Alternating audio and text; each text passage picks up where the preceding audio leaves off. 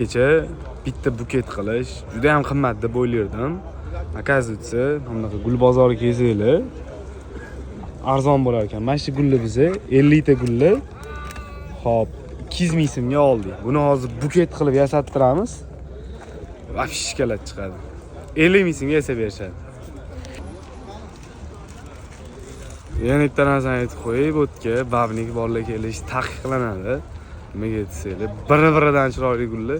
Ketaverasizlar uni ko'rib, buni ko'rib, bu bundan chiroyli, bu bundan chiroyli. Mana shu 200 mingga olgan gulimiz mana shunaqa chiroyli buket bo'ldi. Polni ham tegi shapalobaylar deyilar ekan. Manasi 7 mingdan bizga 7 ta ketdi. Общий shu chiroyli gulimiz 310 ming so'mga bitdi. Deysiz, agar xizmat bo'lsa, mana bu ismlari Abdug'affor. Abdug'affor ukamiz mana shu videolarga sanaqalar gullar qilib beradilar, mana shunaqa. Telefon nomeringizni aytib oling.